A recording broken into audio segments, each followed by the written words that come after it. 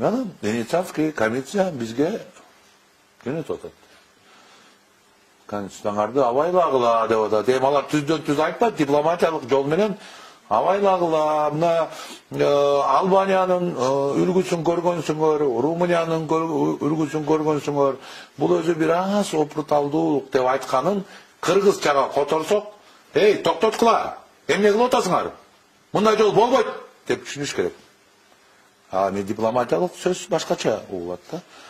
Эгер аны да аткарбай, биз сен болуп калсыңар, биз деген суверендүү өлкөбүз, өзүбүздү билебиз, өтүүбүздү төргөйбүз деген жолго чыккан жарашат.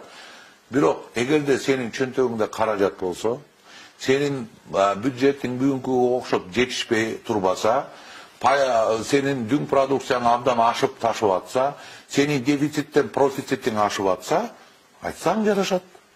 Бирок бүгүнкүндөгү акыбал, мен сиздерге айтайын, 20-жыл 35 миллиард сом менен дефицит менен баратат. Бул эмне деген сөз? Бул 35 миллиард сомду биз карыз алышыбыз керек. Алдык анын жарымызын ансызда.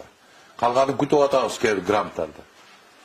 Ал түздөн түз келбей калышы коркунучу бар да. Эгерде биз абройлуу эл аралык уюмдарды укпасак, өзүбүздө чөнтөктө каражат жок, көкүрөгүбүз бар, мен деген менен көп нерсени кыла албайсың, түшүнүшүбүз керек да.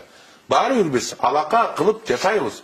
Бүгүнкү күндө биздин бийликти көптөгөн чет өлкө тааныбай турганын көрүп атабыз. Жакынкы гана өлкөлөр таанып атат, кошуна деп. Эгерде ушул жол менен барып атсак, жакынкы кошуналар дагы жүз үйрүп кете турган болсо, Кыргызстан эмне болот тагдыры? Кана биздин деңиз жолубуз барбы? Океандын жанында жашайбызбы, Сингапурга окшоп, Гонконгго окшоп. Өзүбүздөр ойлоп көрөлү, эмне деген катастрофа болуп кетиши мүмкүн. Аны деген ойлонуш керек да. Ошонун үчүн мамлекет түзүлөт. Ошонун үчүн саясатчы деп атайт сени.